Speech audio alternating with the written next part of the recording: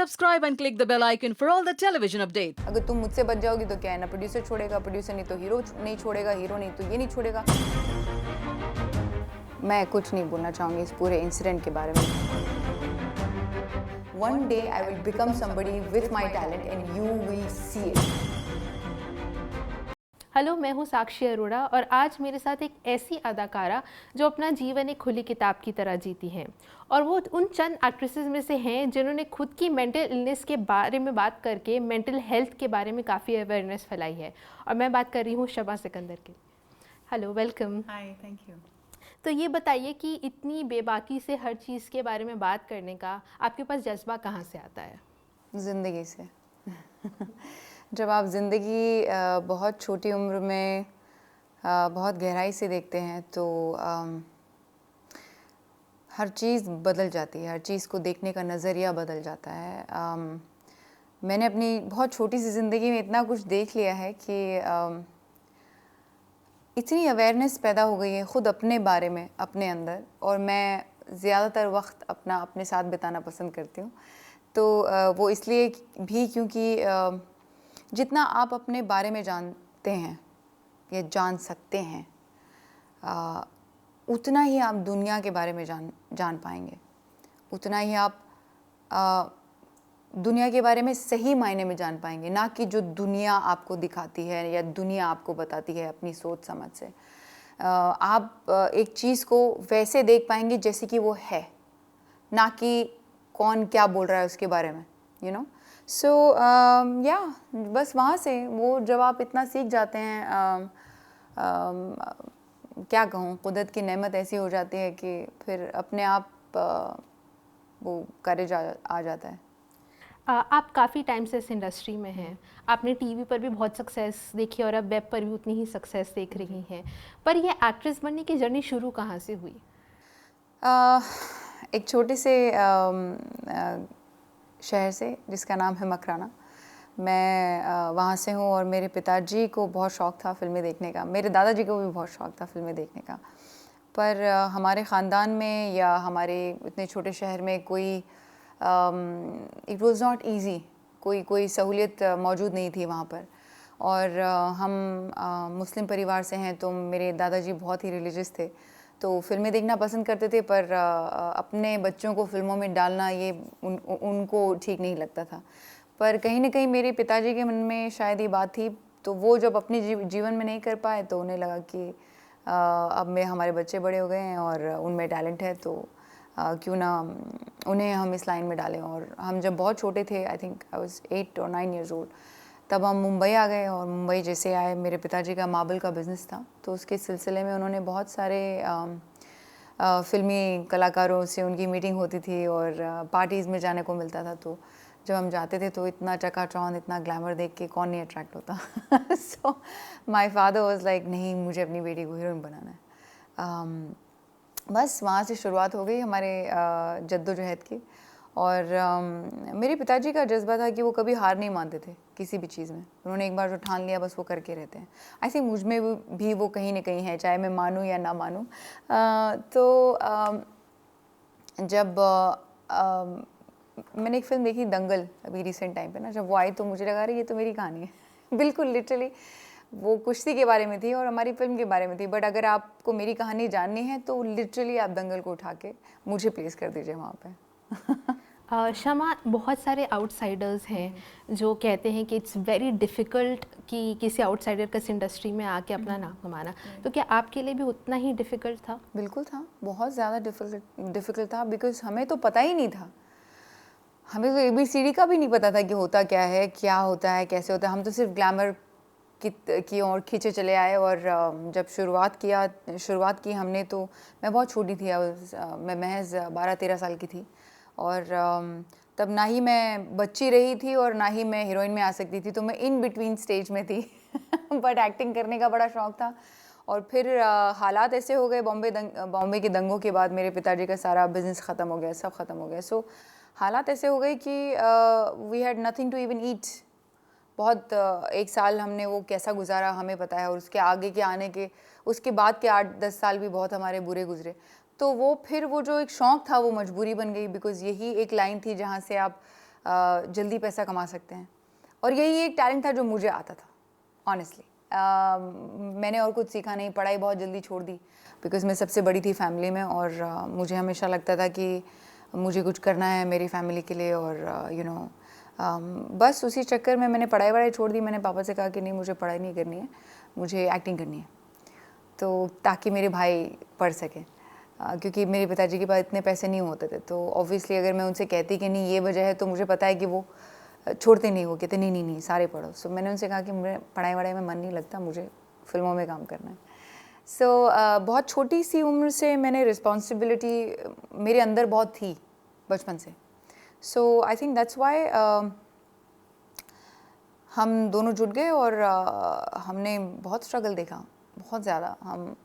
हम 4-4 घंटे ट्रैवल करते थे। हम थाना मुमरा में रहते थे, वहाँ से 3 ट्रेन्स पकड़ते थे। उसके बाद पहले वहाँ से रिक्शा या बस जो भी मिलता था, जैसे हमारे पास पैसे होते थे, कभी कभी पैदल चल के आते थे वहाँ से स्टेशन तक, एंड देन फिर स्टेशन से ट्रेन चढ़ते थे। 3 ट्रेन बदलने के बाद यहाँ पहुँचते थे। फिर यहाँ से कैसे पैसे हैं कि नहीं हैं, उस हिसाब से रिक्शा, ट्रेन या या बस से हम लोगों के ऑफिस में जाते थे। बहुत मुश्किलात देखी मैंने अपनी लाइफ में, बहुत पॉवर्टी देखी, बहुत अमीरी से बहुत पॉवर्टी देखी। तो जब आप गरीब पैदा होते हैं तो आपको इतनी तकलीफ़ नहीं होती, लेकिन जब आप अमीरी से गरीब बनते हैं तो बहुत ज़्यादा तकलीफ़ होती है। सो ज़िंदगी ने बहुत कुछ सिखाया। बहुत छोटी उम्र में लोगों को देखा, वक्त देखा, वक्त बदलते ही लोगों को बदलते देखा, तो बहुत कुछ देखा, बहुत स्ट्रगल किया। But I am proud and I am grateful today कि एटलीस्ट हम बन तो गए। कई लोग हैं बेचारे जो बन भी नहीं पाते हैं। कई लोगों को मैंने देखा इस इंडस्ट्री में जो इतना स्ट्रगल करने के बावजूद, इतना टैलेंटेड होने के बावजूद पागल हो जाते हैं, या अपना सुध-बुध खो बैठते हैं, या कुछ नहीं बनते, वापस चले जाते हैं। तो I feel very lucky and blessed that wherever I am today, I am only looking forward. अल्लाह की बहुत मेहर है। शमा, आजकल हर जगह मी टू के बारे में बात चल रही है, और कई एक्ट्रेसेस आई हैं सामने जो कास्टिंग काउच के बारे में बात करती हैं कि कैसे स्ट्रगलिंग एक्ट्रेसेस को स्पेशली मतलब लोग उनका मिसयूज़ करना चाहते हैं, उनको बोलते हैं कि अगर आप कॉम्प्रोमाइज़ नहीं करेंगे तो आपको काम नहीं मिलेगा। तो कुछ इस तरह के साथ आपके साथ भी हुआ? बहुत बार हुआ, बहुत बार हुआ। कई बार डायरेक्टली नहीं हो पाता था बिकॉज मेरे पिताजी मेरे साथ रहते थे, तो ऑब्वियसली ऐसी बातें कोई डायरेक्टली तो आपसे कह नहीं सकता, बट इनडायरेक्ट वे में बहुत सारे लोगों ने बहुत सारी कोशिशें की।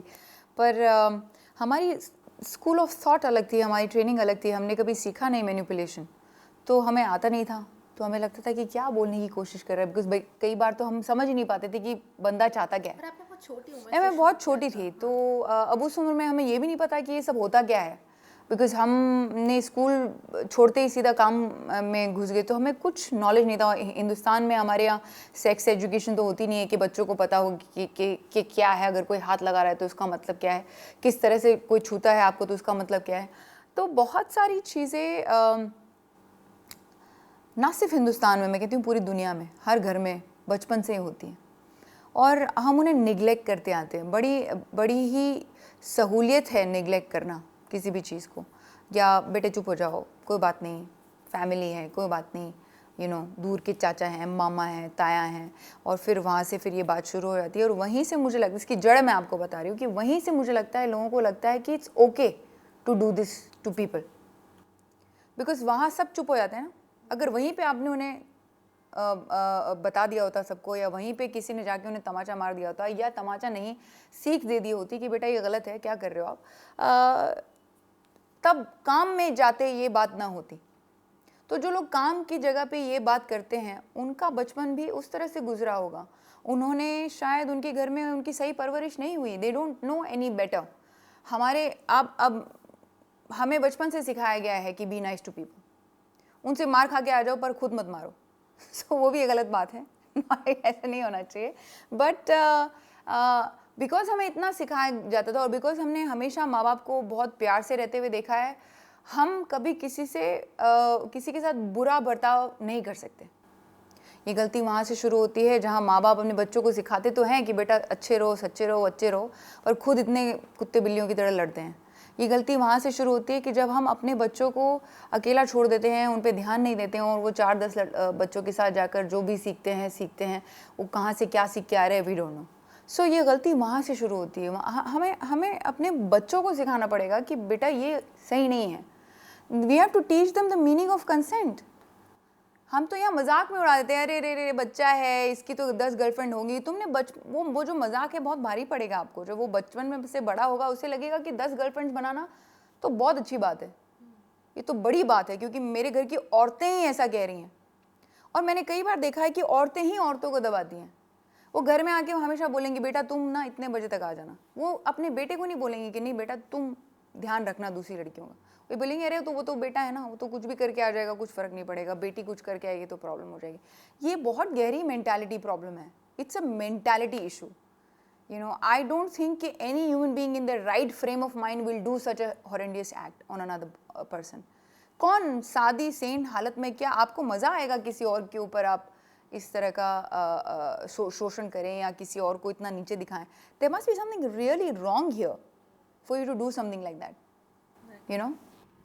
तो जैसे आपने कहा कि आपके साथ भी काफ़ी बार हुआ, तो कोई ऐसा एक इंसिडेंट है जो आप याद करते हो और आपको अभी भी गूज़बम्स आते हैं, आपको भी लगता है कि यू नो क्या हुआ कि मेरे डिप्रेशन और बाइपोलर के जो फ्रेज था उसने मुझे बहुत कुछ सिखाया। मेरी थेरेपीज़ ने मुझे लेट गो करना सिखाया। बिकॉज बहुत सारी चीज़ें, इंसिडेंट्स, चाहे ये हो, मैं तो कहती हूँ जहाँ जो फ्रेंड्स एक दूसरे के साथ करते हैं वो कौन सा कम है। You know that is not fair also. मैं तो कहती हूँ जो माँ बाप अपने बच्चों के साथ करते हैं, जो बच्चे अपने माँ बाप के साथ करते हैं वो कौन सा कम है। इट्स ऑल मेंटल, ये मेंटल शोषण है एक तरह से। जो तो मेरे वो 3-4 साल की थेरेपीज़ और उस सब ने मुझे इतना सिखा दिया और इतना शांत बना दिया ना, मैंने अपना सारा गुस्सा उन्हीं में निकाल दिया। So I honestly don't have any grudge and that's why I can talk like this today. I can tell you कि वो बंदा गलत नहीं है, उसकी मेंटालिटी गलत है। पर अब जैसे सब नाम के साथ सामने आए हैं, तो आपको नहीं लगता कि आपको भी उन नामों के साथ सामने आना चाहिए ताकि उनको नेम करे, शेम करो, उनको शर्मिंदा करे? कि मुझे नहीं लगता कि दूसरों को भी शेम करके जैसा शेम उसने आपको दिया आप उसे वो शेम दो। मैं उस थॉट ऑफ प्रोसेस से नहीं आती। मैं उस थॉट ऑफ प्रोसेस से आती हूँ कि जो शेम, जो चीज़ें मेरे साथ हुई वो मेरी ज़िंदगी का हिस्सा थी, उसमें मैं इक्वली हिस्सेदार थी।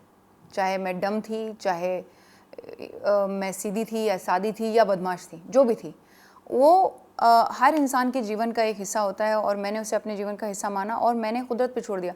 But I can't even deny कि जो ये कर रहे हैं वो गलत कर रहे हैं। जो औरतें बाहर आ रही हैं, जो लोगों को के बारे में बात कर रही है, ये कुदरत का तरीका है। इट्स अ सर्कल, जो आप दोगे वो आप तक वापस आएगा। मेरी कॉलिंग अभी तक नहीं आई है कि आप जाएं और जाओ क्षमा उठो और इसका नाम ले लो, ऐसा मुझे नहीं आया। मैं हमेशा से और after my therapies and everything I have learn more to let go and forgive, because I feel कि जो पावर फॉरगिवनेस में है वो पावर पनिशमेंट में नहीं है। पनिशमेंट किसी को डरा सकता है मगर फॉरगिवनेस बदल सकता है। शमा, आपने एक इंटरव्यू में कहा था कि आप कुछ 12 साल की थी तब एक डायरेक्टर या प्रोड्यूसर ने शायद आपको गलत तरीके से छुआ था। 14 साल की थी आप।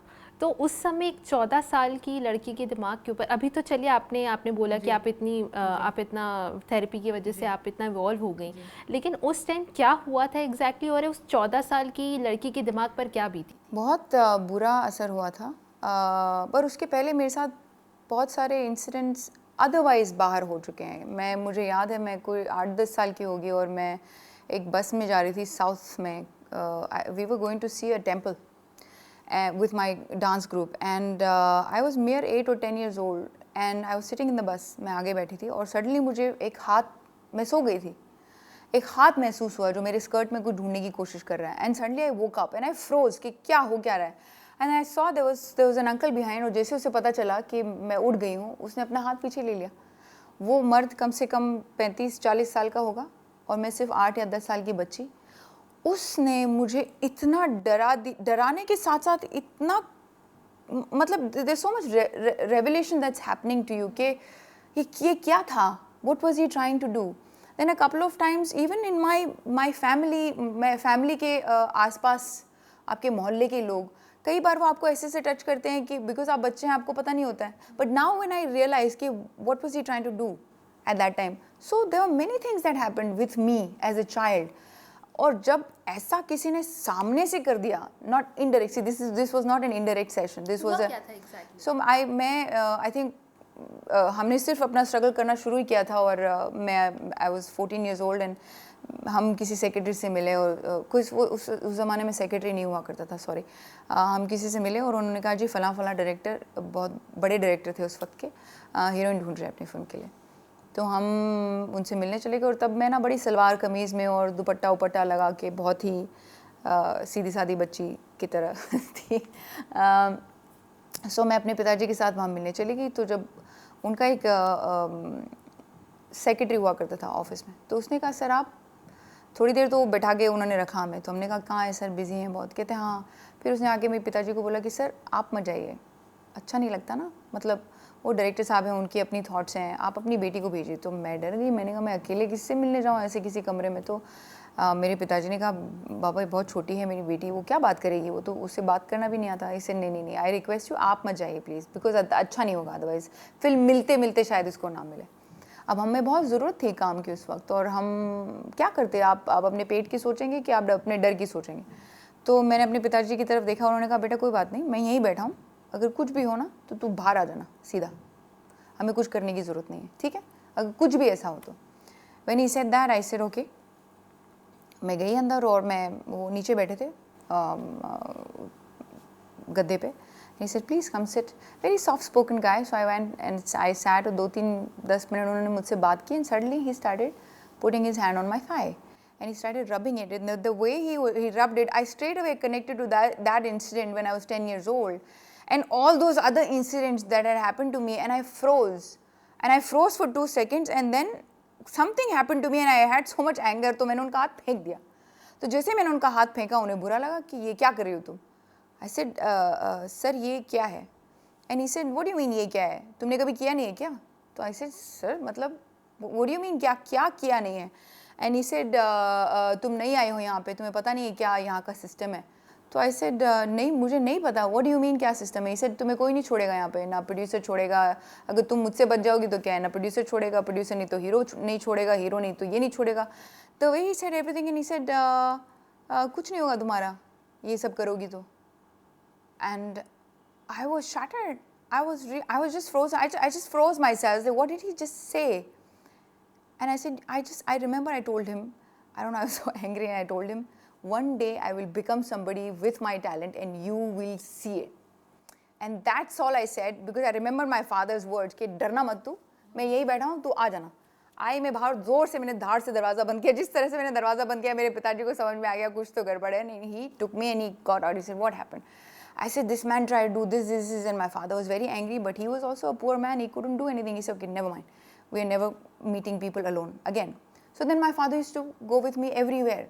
और जहाँ जहाँ वो जाते थे, obviously मुझे फिल्में नहीं मिलती थी, because सबको यही बात करनी थी, और वो सब आप कह रहे हैं कि बिकॉज इतना रैम्पेंट है ये चीज़, बहुत ही टैलेंटेड लोगों को अपने काम से हाथ धोना बहुत बार मैंने ऑलमोस्ट 4 बड़ी फिल्में साइन करते करते मेरे को रातों रात निकाल दिया गया, बिकॉज मैं नहीं समझ पाई उनके इशारे, या मैं नहीं जा पाई उनके साथ डिनर्स के लिए। आपने बोला कि आप नाम नहीं लेंगे, मैं उस बात की रिस्पेक्ट करती हूँ, बस इतना बता दीजिए कि क्या वो डायरेक्टर अभी भी उतने ही बड़े हैं जितने उस टाइम कुछ हैं, 2-3 डायरेक्टर्स अभी भी उतने बड़े हैं, एक तो ऑलमोस्ट डेथ बेड पे है, या बाकी जिसने मुझे ये कहा था कि तुम्हारा कुछ नहीं होगा, वो तो उनका तो खुद का ही कुछ नहीं हुआ उसके बाद में। तो so as I said that कुदरत का अपना तरीका है दिखाने का। I leave it on karma. I am one of those souls who leaves it on karma कि करने दो भैया जो करना है, मैं अपना कर्म करती चलूँगी। जो घाव मुझे मिले हैं, I will do meditation, I will go for therapies, I'll clean myself and I'll move forward. हमसे बात करने के लिए बहुत बहुत शुक्रिया शिमा। Thank you.